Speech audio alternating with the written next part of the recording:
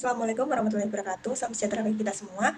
Sebelumnya, kami dari kelompok 3 pada video kali ini akan membahas mengenai Cases in Corporate Governance dari artikel yang ditulis oleh Robert Waring tahun 2005. Anggota kelompok kami beranggotakan Berliana Ayu Safara dengan NIM 379, Profil Adriana dengan NIM 397, dan Rina Dwi Maharani dengan NIM 399. Latar belakang dari keberadaan teori ini adalah untuk menambah modal, di mana suatu unit bisnis tidak bisa hanya mengandalkan kekayaan seorang owner untuk berkembang dengan pesat. Unit bisnis juga tidak bisa asal mengajukan hutang dengan jumlah yang terlalu banyak, mengingat adanya batasan untuk pelaporan keuangan, dan juga akan dirasa lebih efektif dan efisien jika perusahaan mencari modal tambahan dari investor. Dengan demikian, kepemilikan tidak lagi dimiliki 100% oleh owner, melainkan dibagi dengan pemegang saham lainnya. Namun, Waring juga menekankan bahwa kepemilikan saham tidak serta-merta menjadikan investor sebagai pengendali utama. Investor memiliki kuasa pengendalian dalam bentuk saran dan lain-lain mengikuti porsi kepemilikannya. Tentunya, pemegang saham mayoritas dengan kepemilikan di atas 50% akan lebih diprioritaskan. Hal inilah yang mendasari keberadaan corporate governance theory dengan dua teori utama, yakni teori keagenan dan teori stakeholder. Teori keagenan berpandangan bahwa agen diperankan oleh manajemen, sementara investor adalah prinsipal, di mana agen nantinya akan bertanggung jawab kepada prinsipal karena perusahaan telah mendapatkan modal darinya. Sebagai gantinya, perusahaan harus memperhatikan keinginan investor melalui feedback yang menguntungkan bagi investor, yakni dividen dan juga performa perusahaan. Perusahaan menunjukkan performa yang baik melalui kinerja keuangan yang kuat, berfokus pada tujuan jangka panjang, efisiensi aset, dan berdaya saing. Dengan demikian, prinsipal akan tetap aktif dalam membeli saham, sekaligus nantinya akan meningkatkan valuasi saham. Kedua adalah teori stakeholder. Jika sebelumnya teori agensi atau teori keagenan hanya mengutamakan maksimalisasi laba pada investor, maka teori stakeholder ini memprioritaskan kepentingan semua pemangku kepentingan, yakni yang dimaksud adalah masyarakat, pegawai, pemerintah, regulator, pemasok, dan pihak-pihak lain. Dalam teori ini, kinerja sosial, etika, dan lingkungan perusahaan turut memengaruhi pendapat investor. Corporate Governance Regulation. Saat ini perusahaan yang telah tercatat di bursa semakin menyadari bahwa persepsi masyarakat mengenai tata kelola perusahaan sama pentingnya dengan kondisi keuangan atau laporan keuangan perusahaan.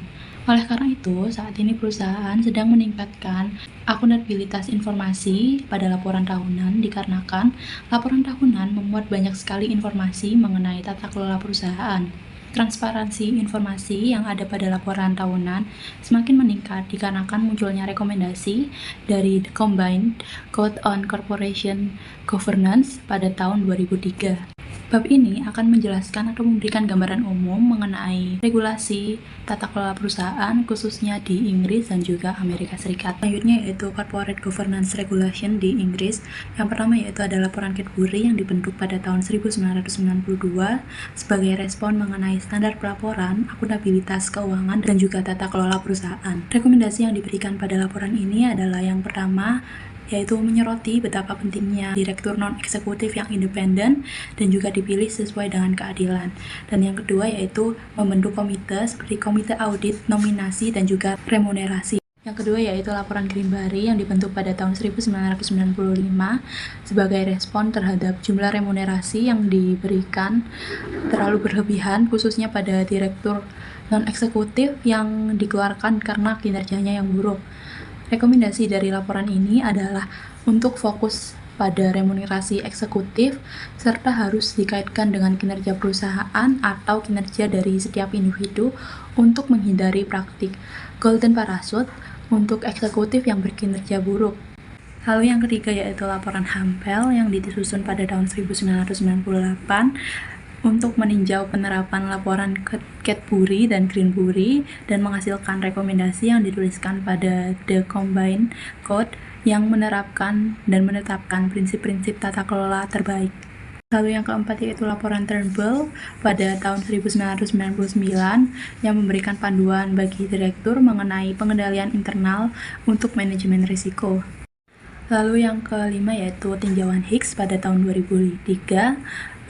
Tinjauan ini meninjau peran dan efektivitas direktur non-eksekutif akibat dari skandal Enron dan juga WorldCom, lalu menyusun skandal keuangan dan memberikan rekomendasi untuk merevisi kode gabungan. Lalu yang terakhir yaitu laporan Smith pada tahun 2003 yang memberikan panduan terkait peran komite audit dalam meningkatkan transparansi dan akuntabilitas laporan. Lalu selanjutnya yaitu Corporate Governance Regulation in Amerika Serikat yang menggunakan Undang-Undang Sarbanes-Oxley pada tahun 2002 yang diterbitkan setelah skandal besar seperti Enron. dan ada beberapa fokus pada undang-undang ini. Fokus yang pertama yaitu pada Undang-Undang Pasal 906 yang membahas mengenai pelaporan-laporan keuangan yang diajukan ke SIC harus disertai pernyataan bahwa laporan tersebut telah sesuai dengan standar yang berlaku. Lalu fokus yang kedua pada pasal 1102 mengenai penghancuran catatan atau dokumen yang dilakukan secara sengaja maupun sadar dengan tujuan untuk merusak bukti, maka akan dikenakan hukuman. Lalu fokus yang ketiga yaitu pada pasal 806 mengenai perlindungan bagi karyawan yang memberikan bukti penipuan. Lalu fokus yang keempat yaitu pada pasal 501 yang membahas mengenai rekomendasi bagi perusahaan yang terlibat dalam permasalahan, khususnya dalam perbankan ataupun investasi untuk menggunakan jasa sekuritas. Dan fokus yang terakhir yaitu untuk membentuk Dewan Pengawas Akuntansi perusahaan publik untuk mengatur audit dan juga bertanggung jawab kepada Komisi Sekuritas dan juga Bursa. Selanjutnya yaitu study case. Di sini terdapat 9 study case, tapi kita hanya akan mendalami 3 study case saja. Yang pertama ada study case Maxwell. Pada awalnya, Robert Maxwell ingin membangun karir di dunia penerbitan, hingga akhirnya beliau mendirikan Pergamon Press yang bergerak di bidang penerbitan artikel ilmiah dan buku pada tahun 1951. Pada tahun 1960, Maxwell berhasil mengembangkan Pergamon Press sehingga Pergamon Press menjadi salah satu penerbit ternama. Dan pada tahun 1964, Maxwell diangkat sebagai anggota parlemen di Inggris. Maxwell terus memperluas kekuasaannya dalam dunia media dengan mengakuisisi beberapa perusahaan sejenis. Tapi, Maxwell ini dikenal akan ambisi politik dan kepentingan bisnisnya sehingga sering bertentangan dengan prinsip sosialismenya. Dari gaya kepemimpinannya, Maxwell adalah orang yang agresif dan kompleksitas struktur korporasi yang dia ciptakan, sehingga membuat kepemilikan asetnya ini sulit untuk dilacak. Dan ia juga terlibat dalam beberapa konflik hukum, sehingga memiliki reputasi yang penuh perselisihan. Hingga akhirnya pada tahun 1991, Maxwell menghilang dari kapal pesiarnya dan terungkap juga bahwa imperium bisnisnya berada dalam krisis keuangan yang serius. Maxwell juga dituduh telah menggelapkan dana pensiun senilai 400 juta euro dari Mirror Group.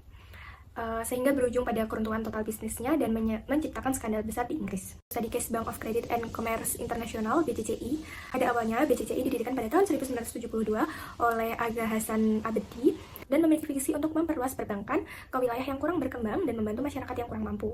BCCI kemudian mendaftar di Luxembourg dan memiliki anak perusahaan juga yang memungkinkan struktur operasi yang kompleks dan menimbulkan keraguan tentang transparansi keuangan banknya. Hingga pada akhirnya di tahun 1980-an, BCCI mulai menghadapi masalah yang serius, termasuk keterlibatan dalam aktivitas legal seperti pencucian uang dan perdagangan narkoba yang diungkap melalui operasi undercover oleh pihak berwenang AS. Hingga puncaknya terjadi pada bulan Juli tahun 1991 ketika Bank of England menutup BCCI setelah laporan mengenai ketidakberesan keuangannya. Penutupan ini menyebabkan dampak besar nih dan kritik terhadap regulasi perbankan yang ada. Sehingga sejarah BCCI mencerminkan tantangan yang dihadapi oleh sistem regulasi keuangan dalam mengawasi bank multinasional dengan struktur yang kompleks. Melalui buku ini, Waring menekankan bahwa inti dari tata kelola perusahaan adalah untuk mencegah dan mengatasi masalah yang muncul karena perbedaan kepentingan antara pemilik perusahaan, pengelola, dan pihak-pihak lain yang terkait. Buku ini membahas contoh-contoh kasus nyata, studi cases di mana masalah tata kelola perusahaan menjadi sangat penting. Tujuannya adalah untuk memberikan gambaran tentang apa saja masalah yang bisa timbul dalam tata kelola perusahaan, menjelaskan hubungan antara masalah-masalah tersebut dengan teori dan aturan yang ada, serta memberikan panduan bagi perusahaan lain agar dapat memperbaiki tata kelola perusahaannya.